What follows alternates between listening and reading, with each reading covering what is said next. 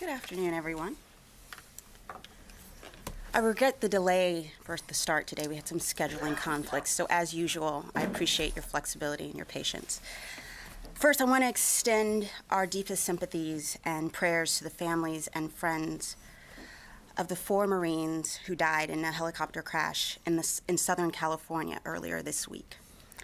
I also want to extend our condolences to the family of the Air Force Thunderbird pilot who died yesterday in a training exercise. Their loss is a tragic reminder of the tremendous risk our men and women undertake to serve our nation at home and abroad. I have a couple more announcements to share, and then I will turn to border security. The first is a personnel announcement. One of the Secretary's priorities is reforming the way we do business. In order to do that, we need top-notch talent. I'm pleased to announce that Mr.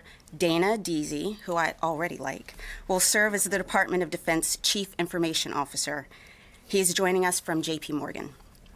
In his position, he will be responsible for how we manage and use information, communications, and cybersecurity. This is particularly important as we adopt cloud technology to make more informed and timely decisions on the battlefield. He will also bring greater accountability to the department's information security posture. Mr. Deasy's extensive enterprise-level experience and leadership will ensure the department drives a culture of performance and maximizes the value of every taxpayer dollar entrusted to us. We expect him to join us in early May. On the National Defense Strategy, since its release, the Secretary has been focused on implementing the NDS and driving the department to align our resources to the strategy.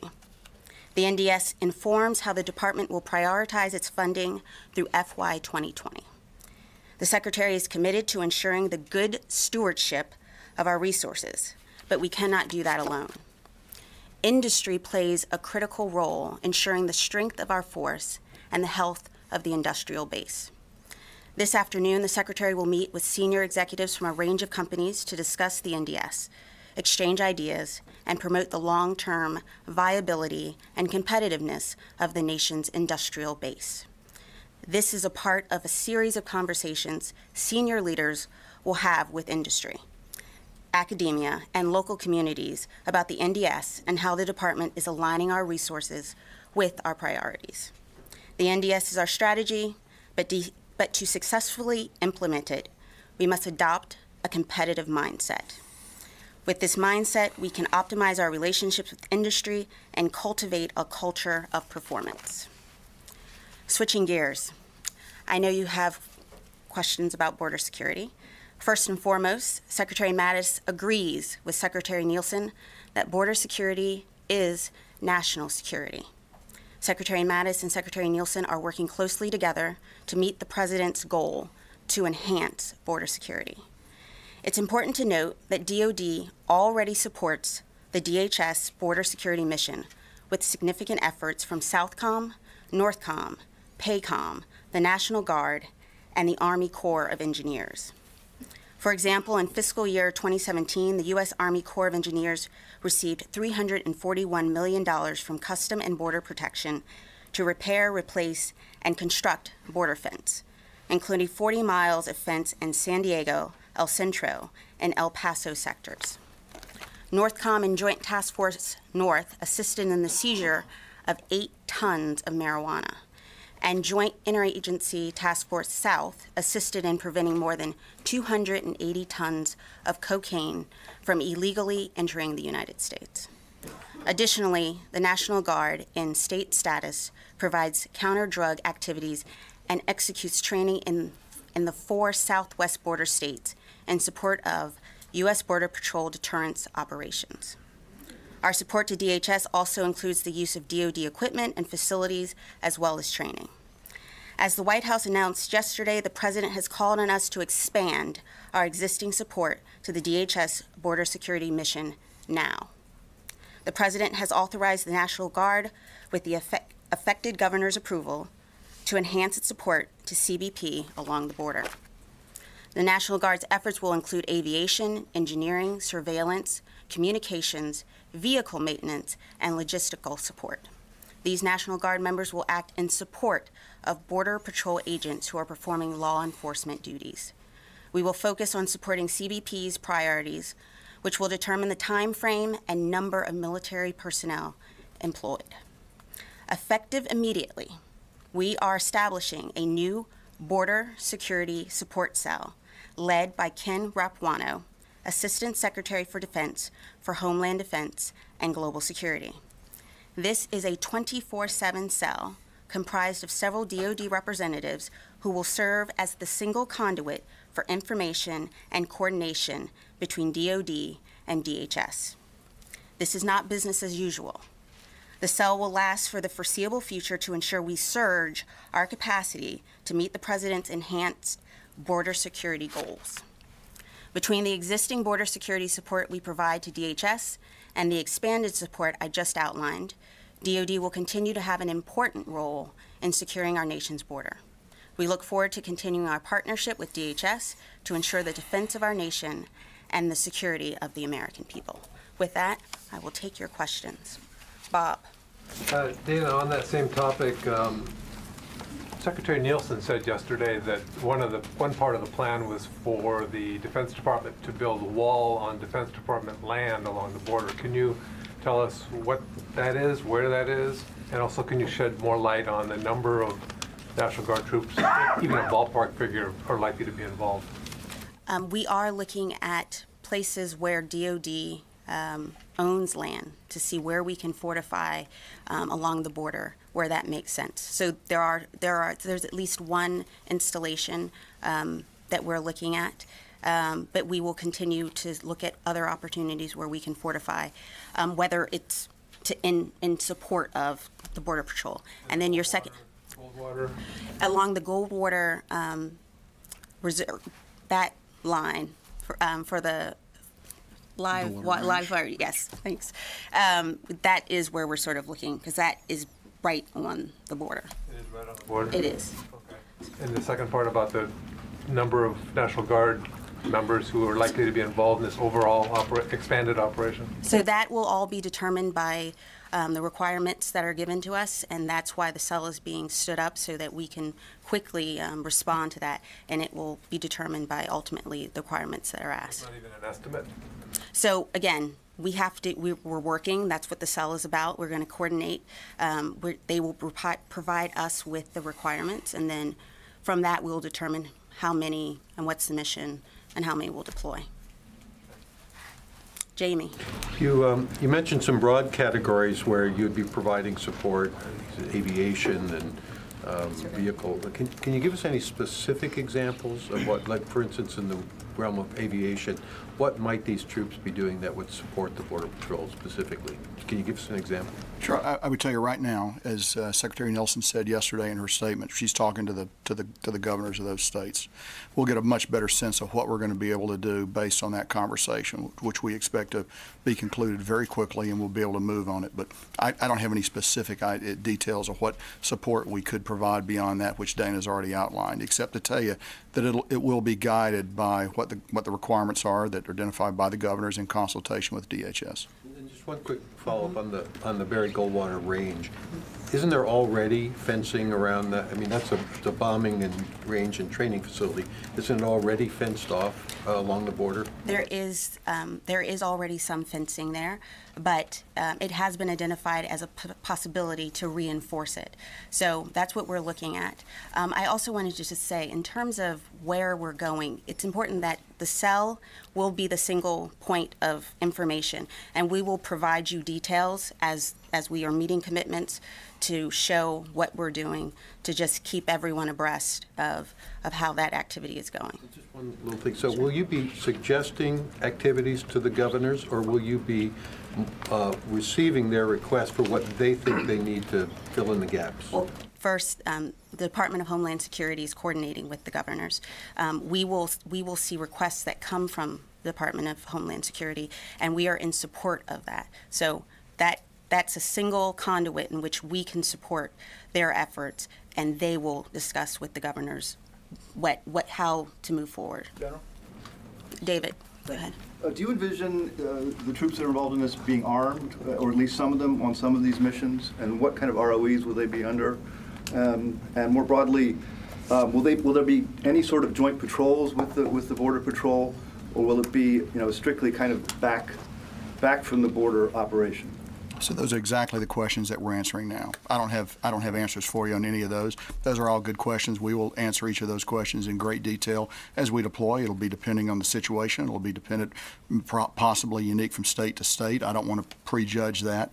Those are good questions. We just don't have those answers now, but those are the questions we're working to. Those are the questions we're working to resolve right now. Even the whether they'll be armed, and I mean, you don't have a general sense of whether soldiers will be allowed to defend themselves. Well, our bias is always that soldiers are able to defend themselves and they have the right of self-defense. However, we're going to be guided by the dialogue that's going on now between DHS and the governors, and then we'll work that here internally. Jennifer. In the past, presidents have pulled from O&M accounts, operations and maintenance accounts, to provide these National Guard to the border. In fact, when President Bush sent 6,000 troops down there, it cost $415 million, and that came from Air Force and Navy. Do you know where the money is coming from, and can you assure us that it will not be coming from operations and maintenance? The Border Security Support Center is going to figure out all of those things, and so we still need to see the requirements. We need to see what's already happening and how do we enhance that. So we will have more details about cost, but we literally have just stood this up, and that will provide some more details. Congressman Thornberry was very concerned that given the rising number of crashes, military aircraft crashes, that with the new money that's been provided to the Pentagon, that it might get stripped, and he said, don't rob that account in order to secure the border. Can you assure him that that money won't be taken from O&M? Our goal is to, one, border security is national security, and we are leaning forward to support the president and his intent and his goal. But readiness remains our top priority. The secretary believes that this needs to be the most lethal force in the world. And much of his testimony on the Hill. So yes, I can assure you that our resources will still be dedicated to ensuring that our warfighters get what they need when they need it. Barbara. So just to make sure I understand, the money to pay for this, a couple of questions, is not coming out of operations and maintenance, but the National Guard will be paid by federal money. I want to be clear. That is what the support cell is going to determine. Remember, we have existing activities that are going on. So we have to look at what's already going on. That's a part of what we've done for years, as well as what enhanced or what other requirements there'll be, and then we'll determine how those are funded. Sorry, I'm confused. I apologize. Are you saying, in answer to Jennifer's question, that O&M money, operations and maintenance money, will not be used to pay for this National Guard mission? Is that correct? I'm saying that the Border Security Support Cell will determine how we O&M is not fenced off. I'm saying that we haven't made those determinations, and that's what the support cell will take it. Is this going to, wherever the money comes from, my second question is, since you cannot assure people that O&M will not pay for this, it is a possibility. Are the salaries, the costs for the National Guard in this mission, are they going to be paid by the federal government or the governors? And if they are paid by the federal government, I don't understand how you couldn't have a decision about arming, because it will be your money. You will be able to decide whether they're armed or not. So is it federal money?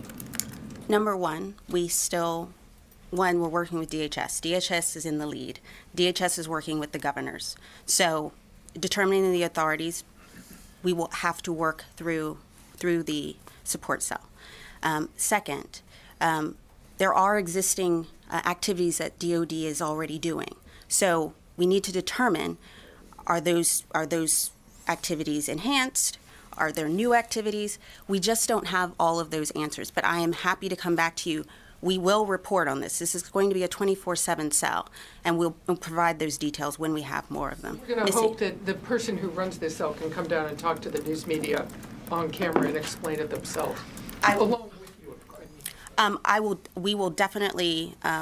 I will definitely make our experts available to talk through this as we set this up. Missy. Hi, Dan, I have another border question for you and then a Syria question for you, General. So has the administration got an agreement in principle from the governors, the affected governors yet? And should we be looking at days or weeks until we see the deployment of the National Guard? And General, I just wanted to ask you about Syria in light of the announcement this week from the White House. Because the policy or the decision, as I understand it, is to have U.S. troops exit once ISIS is defeated, how will you gauge when that has occurred in practice? What about stabilization activities? And are you concerned that once U.S. troops depart, that there'll be a resurgence of ISIS there, either in an ISIS 2.0 scenario or some sort of incarnation of that same activity? So I'll take the first question. So Secretary Nielsen is leading those conversations with the governors. She is in consistent contact with Secretary Mattis, and through this cell and through their conversations, that will determine how we move forward with the governors. But the Secretary Nielsen is fully engaged in those conversations. General. I'm sorry, and also the timeline. Is it going to be days, weeks before we see the National Guard? Again, we are working out those details. Those conversations with the governors are going on. We also have to see the requirements and the missions, and then that will better determine how we move forward and how quickly we move forward. One thing I just add to Dana's first response, once we know the requirement, we'll move very quickly. This department will move very quickly to answer those requirements once they're known and scoped. So, Missy, about Syria. So, a lot of great work's been done in Syria, very close to reaching an end state against the caliphate. We think as we go forward, one of the things that we haven't been given is a timeline, and that's actually very effective. And that might have been a problem that we saw before in Afghanistan, where we operated against a timeline that was known to the enemy. The president has actually been very good in not giving us a specific timeline. So that's a tool that we can use to our effect as we move forward. Now, I would tell you that looking in the long term, obviously entities in the region, nations in the region, have to have as much interest in the problem in Syria as we do, and probably more, since they're the ones that are going to be most affected by it. So as you look to long-term stabilization, we should actually look to partners and allies in the region that are going to be able to do many of those things. So can I just clarify then, what did the announcement this week change, if anything? Because I thought that the policy always was that the U.S. military, it wasn't going to stay in Syria forever, so once ISIS defeated, we would leave in some sort of medium-term scenario. So if you're saying there isn't a timeline for leaving, what's the difference? We've always thought that as we reach finality against ISIS in Syria, we're going to adjust the level of our presence there. So in that sense, nothing actually has changed. And remember, we're supporting the UN Geneva process, and so we have to ensure that the conditions are such and that our allies are participating so that Geneva can succeed. Right here in the middle. The question about the crashes. It certainly seems like there's been an uptick. We understand data, correlation, causation, but it certainly seems like it's trending in a very bad direction. Can the Pentagon say at this point whether or not we're in some kind of a historic uptick in these tragic accidents? And is the Pentagon studying anything to see whether or not it's a systemic problem, rather than treating them like isolated incidents? So we look very closely at any aviation mishap. We look at the mishap on its own merits, and as you know, we have well-established procedures to take a look at it. Each one is a tragedy unique and unto itself, but we also look at causality between the two. I don't have anything for you right now that would say those are necessarily linked. But we always look at linkages. We always look at multiple causalities. We always look at that very hard. Can you say whether or not this is a trend that's going up as opposed to where we've been historically? I don't have that information for you right now. I would tell you for the Marine Corps, for example, I'd go to Aviation and the Marine Corps. They would be able to give you some detailed information, and as you know, all the services keep it. I don't have joint information as we talk right now, but I'm sure we could get you something. Just a follow-up on that. Okay, Lucas, go ahead. Can you explain this wave of crashes this very week? Does the U.S. military have a crisis when it comes to U.S. military aviation? So I would reject wave and crisis. Those are mishaps that occurred. We're going to look at each one in turn. Each one is tragic. We regret each one. We'll look at them carefully. I'm certainly not prepared to say that it's a wave of mishaps or some form of crisis. No, I'm not prepared to say that. How do you explain it then? If it's not a wave, if it's not a crisis, how do you explain it, General? I'd say mishaps happen in military aviation anytime you're flying complicated machines in situations where you've got less than total visibility and doing things that are difficult to do. Mishaps are inevitably going to occur. We don't want any mishaps to occur. One mishap is too many, but I'm not prepared to say right now that this is some kind of crisis. Janie? Thank you, Dana. On North Korea's Yongbyon nuclear facility is reportedly under reconstructions right now. Disregarding how will the North Korea's actions affect the U.S. and North Korea summit for the denuclearizations? So as you know, the State Department and the White House are in the lead on those discussions. The alliance between the U.S. and the ROK could not be stronger. But I'm going to let our diplomats lead that discussion because they are the ones at the forefront, and I will let them talk to the way ahead. Over here. Hi, I'm just confused about, seems like there's a lack of planning before the announcement about the border wall. Is there some type of miscommunication between the White House and the Department of Defense about using troops at the border, that there's still all this planning to go along with it? The communication between the White House and the Defense Department is very clear. We are leaning forward. We have already, as I've said, we've already done a great deal with respect to border security. But this is a priority, and the Secretary considers it a priority. Border security is national security, and that's how we see it. And so by standing up this 24/7 cell, we are going to ensure that the requirements that are sent to us, as the General said, are met very quickly. We want to ensure that there is a streamlined process so that we understand what is needed and that we can allocate those resources quickly. Go ahead. There too is other national security issue is Syria. It seems there's a back and forth of whether we're withdrawing troops or we're not withdrawing troops. Is there a miscommunication between the Department of Defense and the White House about that strategy? I've heard rumors of people talking about withdrawal. I know the President said very soon because we have been very successful with defeating ISIS, but it's not over. And we are committed to ensuring the defeat of ISIS. We have always said that our mission in Syria is the defeat of ISIS. That is nearly here, but it's not done. And the activities in northern Syria have distracted the SDF from this fight. But we continue to be focused on the defeat of ISIS. And ISIS remains a trans-regional threat. And the 71-nation coalition that's fighting ISIS is committed to ensuring that we combat violent extremism wherever it is. Idris. Just a few clarifications. Firstly, will the U.S. military assist the State Department in stabilization efforts in Syria? We will. Our mission is a military mission, but we will always support and provide the conditions necessary for our diplomats to be successful. So is it fair to say that the U.S. military will assist in stabilization efforts? We are going to continue the fight because the fight against ISIS is not over. And also, is it the U.S. government position still that Assad must go from power? Our position in Syria has been to defeat ISIS. That mission has not changed. Tom. Thank you. What does the defeat of ISIS actually look like? Would you continue to follow them into Assad-held areas? And why should the Kurds continue to fight ISIS when the White House has signaled a willingness to basically abandon Syria? So when we think about ISIS, we shouldn't just think about the Euphrates River Valley. We need to think that ISIS is a global problem. So we deal with ISIS globally, of which the remnants of the physical caliphate are simply a single manifestation. So I think it's too simple to think about just reaching in-state in Syria. But I would go on to say that our definition of success against ISIS would be they are unable to generate successful attacks against the homeland of the United States or against our allies, and they're able to be kept below the noise level by a combination of local police and security elements wherever those localities are globally, not just in the Euphrates River Valley. And the Kurds, why should they keep fighting ISIS? Follow up? Joe in the back. Joe. Thank you, Dana. I'll take a few more. For both of you.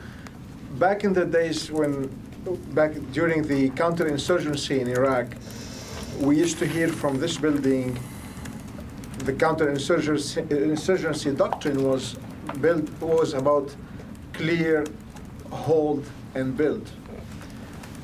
How much we can use this formula in countering ISIS right now in Syria?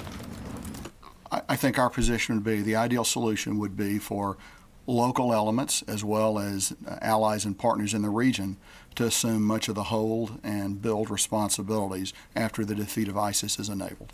Where are we right now? Are we still in the clearing phase? I think I'd prefer not to use that lexicon. I would tell you that we're very close to completing the final end of the caliphate, the physical caliphate in Syria. Jeff. Thank you. General, getting back to the crashes, without using judgment words like wave and et cetera, you have 14 people dead in 3 weeks in 6 separate crashes. Are you saying this is normal? No, it's never normal when servicemen and women lose their lives, and I think that's a tremendous tragedy, so certainly that's not normal. And our response to it is never normal. We look very hard through a well-established procedure of examining each mishap. So no, it's not normal. We look hard at it. We look for causality. Was it a single incident? Was it systemic? Is it related to something we're doing across the entire fleet, either be it the entire fleet of that type model series aircraft or something in the training of the aviators that are flying the platforms, or is it a maintenance issue?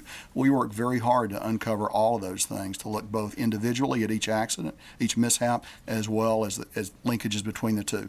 And if I could just follow up, last year there was an even deadlier spate when you had the KC-130 crash and then the MV-22.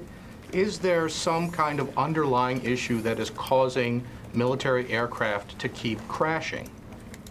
Not that I'm aware of, but we will look at it very closely, and each one of those mishaps is being investigated.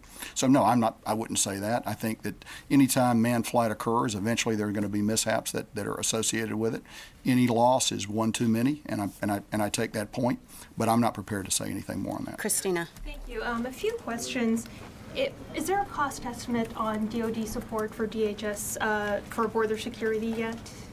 We don't have a cost estimate. That's a lot of the work that the support cell will do. Who else will man this 24/7 border cell? So there will be Rapuano, will be policy as well as members of the joint staff, but we are still working through all of those individuals. And last question, you mentioned the cloud. There are some groups, industry groups, who believe that the sole source cloud contract that is set to be awarded in May is being geared towards Amazon. What would you say in response to that? First, I would say it's not a sole source contract. It's a single award. And I'm excited that people are excited about this cloud because we are, and because we want to get the best deal for the American people, and we want to get the best technology for our warfighters. This is a full and open competition. We want people to be as creative as possible. This is important. This is not business as usual. The Secretary has been very clear that we need to be good stewards of the American people's money. So nothing is taken for granted, nothing is presumed, and we will get a full, open, and transparent competition. And this is the first of many competitions with respect to the cloud. One more. Oh, Corey, back. We just got word a little while ago about Alligator Dagger being canceled.